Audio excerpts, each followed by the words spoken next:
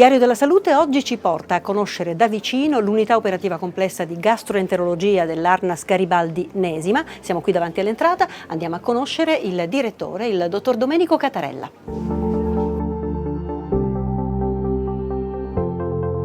Eccoci con il dottor Catarella. Intanto parliamo del reparto anche in termini di cifre. Quanti siete qui a lavorare? Qui a lavorare siamo io più altri 4 medici, quindi siamo 5 medici, 7 infermieri e la caposala ovviamente, che coordina un pochettino tutte le attività del reparto, le interazioni con gli altri reparti. E perché questo non è un reparto che ha ricoverati, questo è un reparto che lavora anche in sinergia con gli altri. Esatto, in realtà noi non abbiamo ricoverati i nostri, noi facciamo molta attività ambulatoriale, facciamo molta attività di esami sia strumentali, diagnostici sia operativi per gli altri reparti, quindi la maggior parte delle prestazioni complesse che noi eroghiamo le eroghiamo per gli altri reparti, quindi c'è molto lavoro interno all'interno dell'azienda per far sì che tutto vada avanti come una macchina con ingranaggi ben oleati. So che avete un piccolo primato perché avete 2 sale, 2 aule endoscopiche che lavorano a ritmo serratissimo. Abbiamo gli spazi un po' piccolini, abbiamo soltanto 2 sale endoscopiche e per far fronte a quella che è la richiesta, lei lo sa quali sono i problemi delle liste d'attesa nazionali e regionali, 2 sale endoscopiche sono un po' piccoline, facciamo di tutto per farli lavorare a pieno regime e questo è merito soprattutto di tutti quelli che lavorano attorno a me, di cui io mi vanto veramente della loro complicità, dei loro consigli e della loro capacità di far lavorare bene queste 2 sale. Per quanto tempo sono aperte? Sono aperte 6 giorni alla settimana, dal lunedì al sabato, 12 ore al giorno. 12 ore, quindi anche in orario serale? Anche in orario serale, infatti la distribuzione dei pazienti ambulatoriali piuttosto che ricoverati viene modulata in funzione a quelle che sono le esigenze banalmente dell'anatomia patologica, dell'ufficio ticket.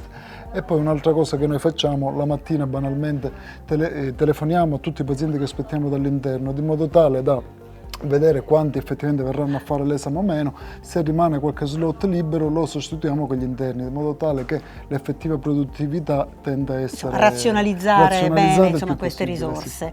10-12 mila pazienti praticamente ogni anno passano da qui e sono stati in aumento negli ultimi anni. Sì, siamo riusciti a rimodulare il nostro modo di lavorare ottenendo un aumento del 37% nel 2023 rispetto al 2022 e un ulteriore 27% nel 2024 rispetto al 2023. Ed è proprio per questo che vi siete dovuti appunto organizzare in maniera da affrontare questo. Esatto. Cioè, banalmente abbiamo fatto delle modifiche che possono sembrare shock, per esempio il paziente non viene più accettato direttamente nella sala endoscopica dove effettuerà la procedura, dove effettuerà l'esame, bensì viene prima accettato in una presale in cui c'è già del personale che si preoccuperà di spiegargli la procedura, di raccogliere l'anamnesi, quindi capire quelle che sono le necessità di quell'esame, viene preso un accesso venoso direttamente lì, viene fatto cambiare, sono tutti tempi che banalmente impiegherebbero pochi minuti, però se c'è un intoppo, nel senso che un'anamnesi un po' più lunga perché magari una signora anziana ha difficoltà a ricostruire la propria storia o magari abbiamo difficoltà noi a prendere una vena,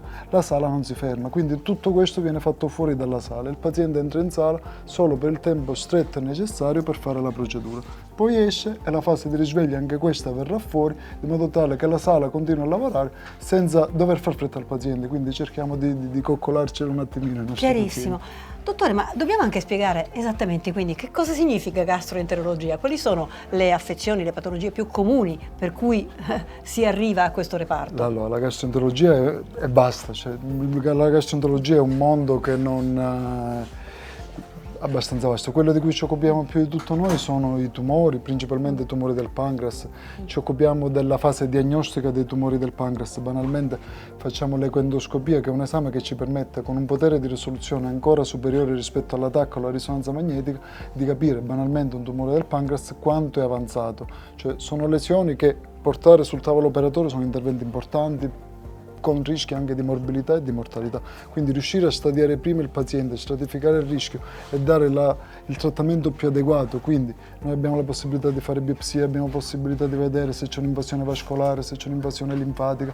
Abbiamo nella palliazione la possibilità, con altre metodiche di posizionare protesi, stendi, cioè cerchiamo di completare quello che è l'aspetto che in fondo ha reso importante questo ospedale, che è l'aspetto oncologico. In tutto questo siete aiutati dal sistema informatico, l'intelligenza artificiale, i computer, quanto vi sono di utilizzo? Assolutamente sì, soprattutto negli ultimi anni siamo riusciti finalmente a rendere operativo, non noi, dico, c'è riuscito il nostro direttore generale, quindi i sistemi SIO, i sistemi informatici sono riusciti a creare un sistema informatico che, a mio dire, soprattutto per me che lavoro a servizio degli altri reparti, mi aiuta molto. Banalmente io non devo più andare a sfogliare una cartella per andare a vedere ogni singolo esame di un paziente, con due vantaggi. Ecco. Non rischio di perdere un esame perché magari ho sfogliato molto velocemente, ho tutte le prestazioni tutte messe in ordine temporale, sia quelle effettuate durante quel ricovero, sia durante quelli effettuati nei ricoveri passati, ma soprattutto questo qui mi aiuta per interagire anche con gli altri colleghi. Se durante una procedura ho qualche dubbio,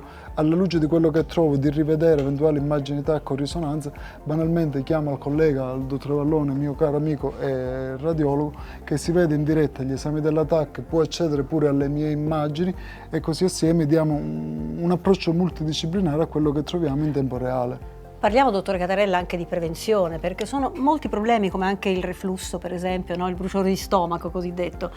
Si può tutto questo prevenire? A che cosa dobbiamo fare attenzione? Il famoso bruciore di stomaco, come spesso mi viene detto, in realtà non è una gastrite. Il bruciore di stomaco c'è la gastrite. Spesso e volentieri sono disturbi funzionali, spesso sono legati a problemi di reflusso, cui purtroppo, per quelle che sono le nostre sbagliate abitudini dietetico-comportamentali odierne, più o meno andiamo tutti incontro. Cioè, sfido chiunque a dire che nel corso di una vita non ha avuto un piccolo periodo di bruciore e di, tra virgolette, gastrite. In realtà sono problemi, quello che dico spesso ai miei pazienti, sono problemi cronici e come tale devono essere trattati. Quindi la terapia non può essere una terapia immediata di 15 giorni che taglia via il problema. Vanno portate delle correzioni a quelle che sono le abitudini dietetico-comportamentali sbagliate. Quindi lo stile di vita famoso. Lo stile di vita, bravissimo, di cui noi nel Meridione andiamo particolarmente fieri. E questo migliora non soltanto tutto i problemi. Si può prevenire, insomma. Esatto. Ma è vero che l'intestino è il nostro secondo cervello? Sì, e questo lo si dice banalmente per un motivo piuttosto curioso. Ci sono alcuni studi che dimostrano come il peso di tutta la nostra flora batterica intestinale, infatti per questo la nostra flora batterica intestinale è molto tenuta in considerazione ultimamente, pesa più di quanto pesa il nostro cervello. Quindi se noi facciamo un attimino questo rapporto, pensiamo che in chili la nostra batterica intestinale credo sia attorno a 1,2 kg contro un cervello che è qualcosina in meno, è la cosa un attimino... Dobbiamo trattarlo bene questo sì. Secondo cervello, insomma. Sì. Le faccio l'ultima domanda, che è un po' di prammatica per tutti. Come vede il futuro di questo reparto? A che cosa andiamo incontro? Il futuro è sempre in divenire, questo lo sappiamo. Io penso al futuro più che altro anche in termini di cambiamenti, che sono i cambiamenti quelli che ci porteranno quando vedremo i frutti del PNRR. Noi abbiamo fatto molto lavoro per integrare noi specialisti all'interno dell'ospedale. Penso che sarebbe bello, nell'interesse dei nostri pazienti, integrare pure il territorio con l'ospedale. Cioè, se questa telemedicina effettivamente riuscirà a prendere piede, così come è successo all'interno di singoli nuclei, anche in una maniera un po' più diffusa, allora veramente la vicinanza tra lo specialista e il medico di medicina generale e il medicina generale con il paziente veramente creerebbe una rete. Quindi all'interno più capillarità, esatto. Si augura. Sì. È il suo sogno. Sì, le auguriamo buon lavoro a lei e a tutto il reparto di gastroenterologia. Grazie dottore Catarella. Grazie mille della visita. Domenico Catarella, gastroenterologo all'interno di un ARNAS. Anche in questa disciplina, oltre il primo livello, il secondo livello garantisce l'alta specialità. Non sono solo le tecnologie, ma la professionalità e la competenza di un team. Catarella gestisce il team, il collega Catarella gestisce il team nel suo insieme, tutti professionisti esperti, validi, che riescono a garantire all'interno di un'azienda di rilievo nazionale risposte per il primo livello, per il territorio, per l'emergenza, a volte anche con procedure interventistiche avanzate che vengono riconosciute come lavori scientifici ed unicità a livello nazionale e a volte internazionale. Anche in questo caso, come per patologie croniche già citate nel passato, la correlazione tra territorio, il lavoro di squadra tra territorio e ospedale è fondamentale. Si arriva al secondo livello, che è il dottore Catarella, che è l'ARNAS Garibaldi, con la piena condivisione dei percorsi assistenziali con il territorio, con l'azienda provinciale e con le altre aziende. L'unicum dell'assistenza è l'unica vera garanzia per il paziente.